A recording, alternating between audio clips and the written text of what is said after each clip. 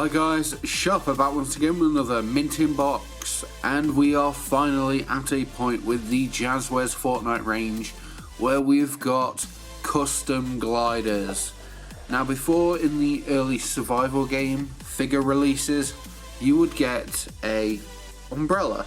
Now these are typically won as part of the Battle Royale game. You get a Victory Royale and they're cool. I do like these, and they are great to bundle in with figures because they can be taken apart and flat packed. But actual gliders were an interesting thing for me. Like, I wondered how they would do it, like how big they would be, and what ones we would see. And we get a look at that with the first wave.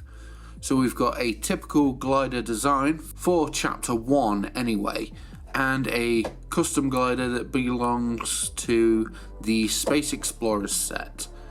And we'll just take a look at what else we can get in the range. We've got Rush, which I cannot identify off the top of my head, Dark Glyph, which we have, Storm Sigil, which is Battle Hounds, Orbital Shuttle, which is my personal favourite. Like, I think it's a better version of this one, and Meltdown, which is for the Toxic Trooper set. It might have another name, but I can't think of it off the top of my head. And it's the same on both sides, except this one includes the Deep Space Lander. And they're nice packaging. I am so glad that they're not in clamshells. Oh my god, they are so much better on card like this. A little dirt though. But I think if these had come in clamshell packagings, oh, that would have just killed me inside. I'm thankful that they're set out like this, and they're cute little boxes. They're pretty nice. For now, we are taking a look at these. We're going to open them up. We're going to see how they interact with the figures, and I'll give my general thoughts then. And here we have the Dark Glyph and Deep Space Lander gliders. And Dark Glyph is just your typical Chapter 1 glider, but with nice glyphs tying into Kevin the Cube and to the Dark Bomber, part of the Lightning and Thunderstorm set. It's a very nice rendition. One thing I'm kind of disappointed about is that there doesn't seem to be a way of plugging in a stage, a Tamashii stage. I know Jazwares aren't affiliated with Bandai, but it would have been a nice little nod, because the peg holes in the back of the figures are perfect for Tamashii stage arms.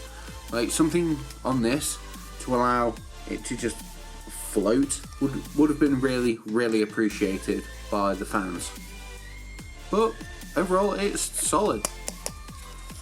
It's a nice little glider, and we'll see how it works with the figures in a moment, but we have to check out the more elaborate Deep Space Lander. Now, I am a big fan of the Space Explorers set. It's a shame you can't really get them in single packaging and have to either get an exclusive set of 5 for the Mission Specialist, or buy that new Expedition set, which looks really cool. But at the same time, I don't want to get it just for one figure. And then you've got the Dark Voyager rather, in one of the pinatas. I can't remember which. They're kind of blind packed now, but regardless, I like the Space Explorers set, and I do like this shuttlecraft glider as well. It is really cool looking, and the handles are super heavy duty as well.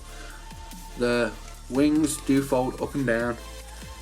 I don't think they're meant to, but I think you can think of a good reason why for posing, or if you just want to store them away. It's good. It's a solid look. It just looks fantastic, and I can't wait to see how it interacts with the figures. So, as a point of comparison, bring in the wet paint umbrella, and there is a huge size difference really. These are already going to be chunky. This is medium chunk, and this is just wayfish. But it is designed to pack in with figures. These guys are sold on their own. You are getting a bit of a boost in terms of size and value for money. So let's bring in Dark Bomber and Omega. Omega is going with the Deep Space Lander because, as I said, don't have any Space Explorers, and Dark Bomber is designed to go with this. So slot in her hands, very tight fit, so that's a really good thing. Pop her down there for now, and Omega situated as well. And with the creative use of a Tamashii stage, we can get the full effect of the gliders, and I do really like that Omega can hold up the Deep Space Lander, though the sheer bulk of the glider does require an extra arm for poor Dark Bomber. But overall, the effect is really, really nice. Like, they do look especially good. Like, if you have a couple of these stages knocking about, you can make some really cool dioramas or interesting ways to display these figures now with their associated gliders or with their pickaxes. These just add a really nice level of playability or diorama-ness to the Fortnite line that I really appreciate. They are a great accessory to the 4-inch figure line, and I highly recommend them because they look so good. Each glider will run you around $9.99 from most good toy retailers. And as always, I've been Sharpo. This has been the Deep Space Lander and Dark Glyph Glider from the Jazwares Fortnite range. And I'll catch you guys next time for another Mint in Box.